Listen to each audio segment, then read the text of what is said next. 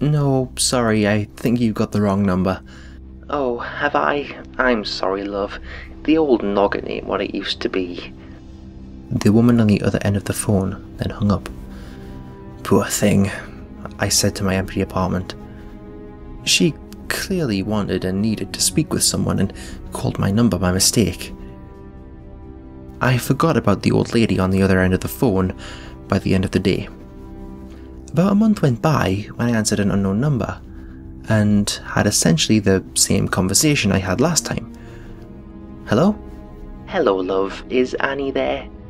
No, I'm sorry, I think you got the wrong number. Oh, have I? I'm sorry, love. Things don't tick the way they used to. Sorry again. She hung up. I was reminded about what I said the last time I had this conversation. Poor thing. I said it yet again to my empty apartment. Deja vu smacked me in the face there, and I had to do a double take to re-ground myself in reality. Was this going to become a regular thing? Well, yeah. She called every month, give or take a day or two, for the next 6 months. The last call went something like this. Hello? Hello, dear. Is Annie there? No, she's not here, and she hasn't been here the last 7 times you called asking. What number are you trying to dial? You've got the wrong number. Oh, have I? I do apologise, son. I'm getting on a bit. I'm trying to call my daughter Annie, but I just can't find her. What's the number you're trying to dial? Oh, it's this. She gave me the number. That's this number. I'm sorry, but Annie doesn't live here. Could Annie have given you the wrong number? I have to go now, love. Goodbye. She hung up. I looked at the phone. I'm not crazy. That was goddamn weird. This Annie person had seemingly given this old woman, who was apparently her mother, my number and just left this old lady in the dark. Then I had a thought. Maybe this Annie lived in this apartment before me. Maybe she'd never given her mother an updated number. I immediately called my landlord and asked who the last tenant of my apartment was. He said it was some woman named Sarah that lived there before me. I asked if he knew any girl called Annie. He grew silent. He said, You're not getting calls from an old lady asking about this person, are you? A chill ran across me as he said that. Actually, yeah, I am. He paused before finally shouting down the phone. How long have these calls been going on? Please say it hasn't been long. I told him it was getting close to about 8 months since the call started. This prompted the briefest of pauses before my earpiece filled itself with my landlord's voice again.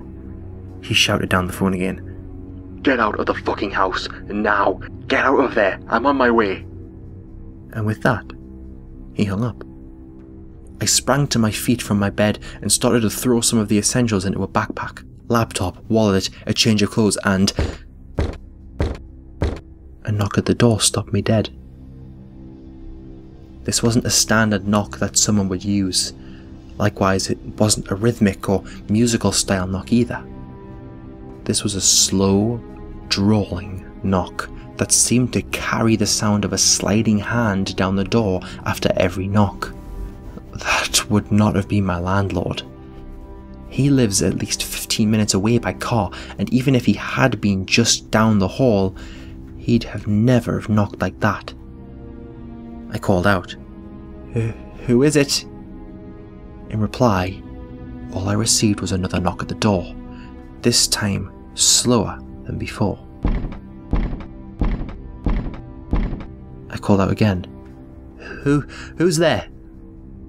The knocking got faster this time, faster and faster, until the person on the other side of the door wouldn't stop knocking. My mouth had dropped open long before I realised it had, and my eyes were trying to do a good impression of it too, exposing as much white as possible.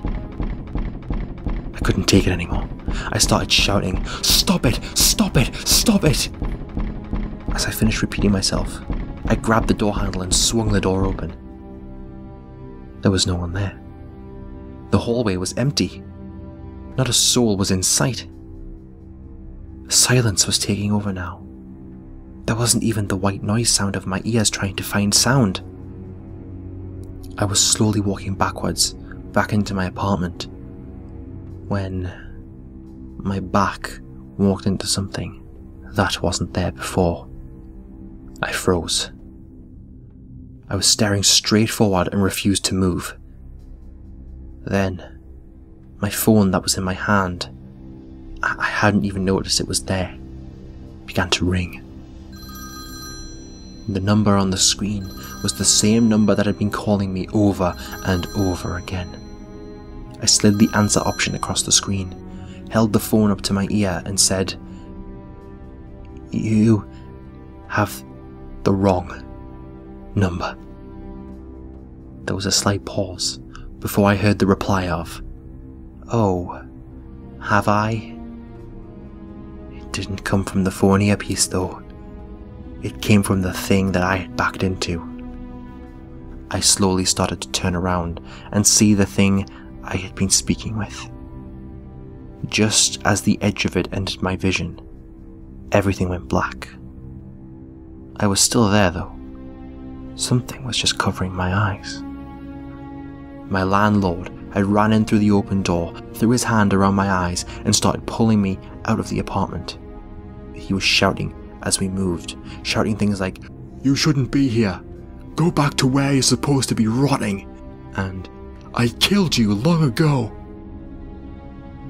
Suddenly, time stopped standing still and I was bundled into a car.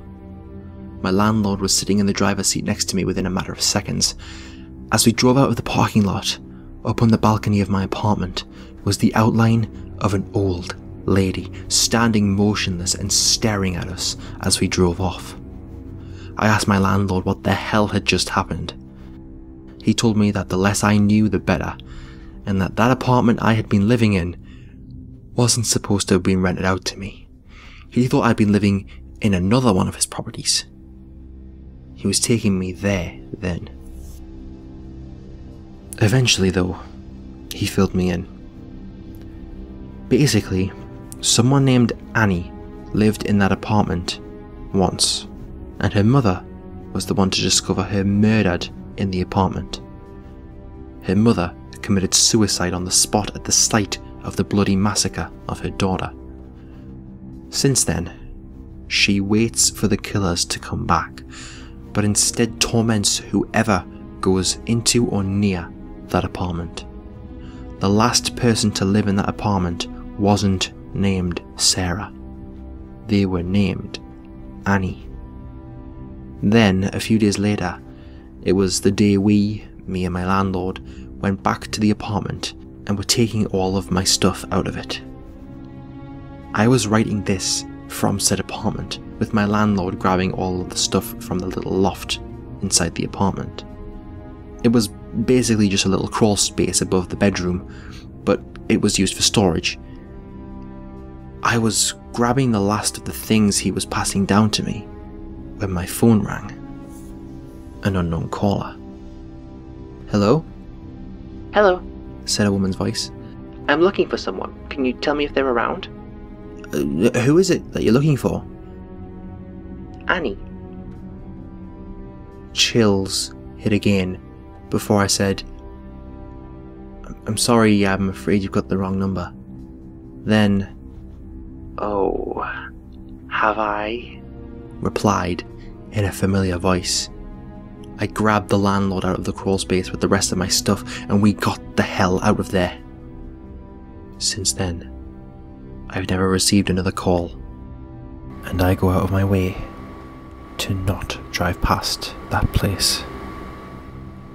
That was until one night. There was roadworks on my usual route home. Upon seeing the diversion signs, I realised where I was going. I slowed down as I drove past my old apartment. As I did, I swear I saw the silhouettes of two women on the balcony. I've never gone past since. And if there was another diversion there, I'd go somewhere else. Anywhere but that old apartment.